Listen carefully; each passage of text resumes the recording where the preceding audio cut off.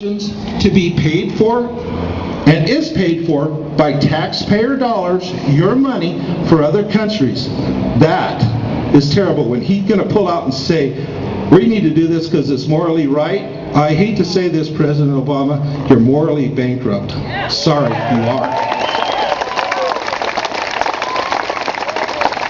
Like I said, I wanted to give you a phone number of Nancy Pelosi, and I'm really serious. I'm going to turn my phone on because I didn't want it to ring when I was up here. I want you to write down her number or get your phone out and plug it in, because you need to call her up and say, you need to apologize to the American people. You're the Speaker of the House. You're calling all the taxpayers, all the voters, all the constituents, Nazis, brown shirts, swastika-carrying people. I looked here today, and I didn't see one swastika. I didn't see one Nazi. I didn't see one Nazi brown shirt. So I need her to make an apology to all of us. And until she does, I don't want her to say one more darn word. Not one.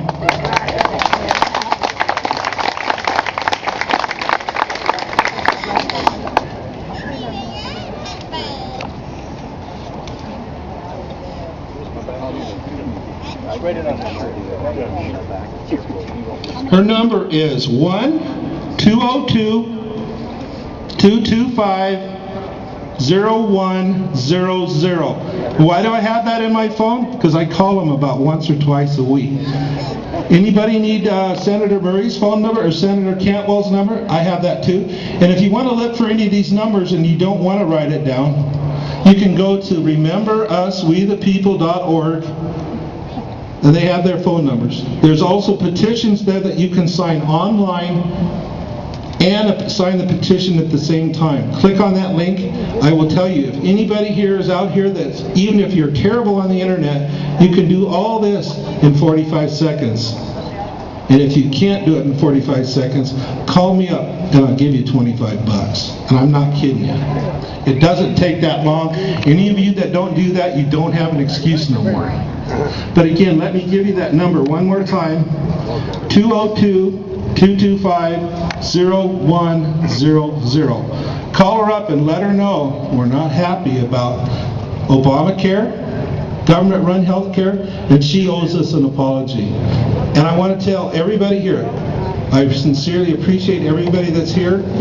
If you haven't heard, We the People, all of the organizing efforts of Joe Ray, Bob West, 912, and Soapbox Laura, we are going to be in the parade September 26th on a flatbed trailer, people walking, smiling, holding flags. You will have a great time, and we will help take back America. Thank you.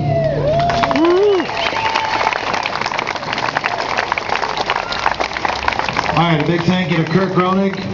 Still a little bit more to come here on the program. We'll try to scoot through it as quickly as we can. I know she's shy. I know she's a wallflower, but I hope she can muster up the courage to speak. Sandra Brendale's here.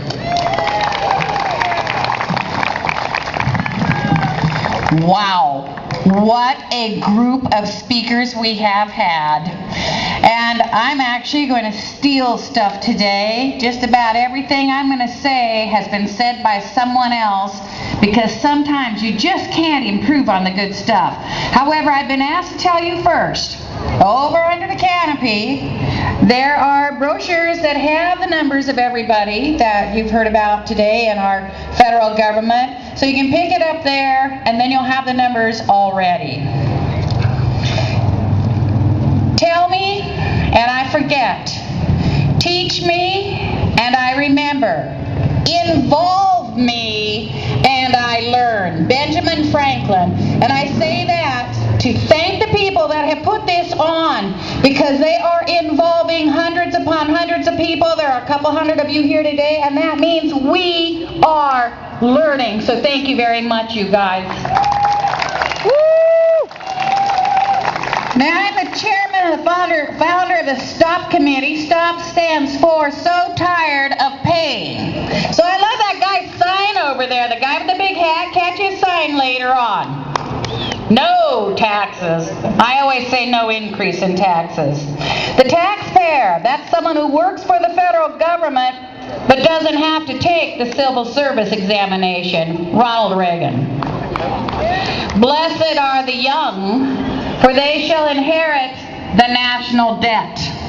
President Herbert Hoover. This is nothing new. Some of us just took a while to catch on, and some have a long ways to go. Socialism sounds like a great idea until you run out of other people's money. That was a cattle association out of Colorado. Now our current president, tongue-in-cheek, said, "I believe my next 100 days will be so successful that I will be able to complete them in 72 days. And on the 73rd, I will rest." Not very funny. If you put the federal government in charge of the Sahara Desert, in 5 years there'd be a shortage of sand. And before I get into my big quote, in the spring, there were 2 articles written. One was a Russian publication, and one was a Canadian publication. The Russian one said, "American descent into Marxism is happening with breathtaking speed." Now, the most liberal of liberals should have their blood running cold at that statement. And the Canadian article said, "Americans largely silent as their nation is systematically destroyed." No more sitting. No more sitting. Now, I particularly love this one. It's a good lead-in here.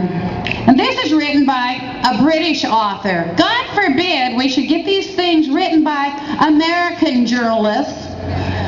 It says Obama's problem is that he does not know who the enemy is. To him, the enemy does not squat in caves clutching automatic weapons and reciting the more militant verses from the Quran.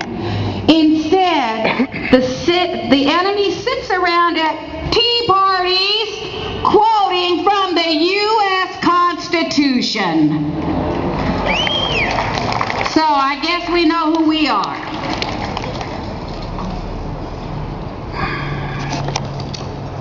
Last May, a fellow by the name of Bill Barnstead, who was president of Consolidated Machine Corps and a Republican activist for 56 years, ran this in the Wall Street. Now, you gotta believe he spent some money to do this because he's passionate.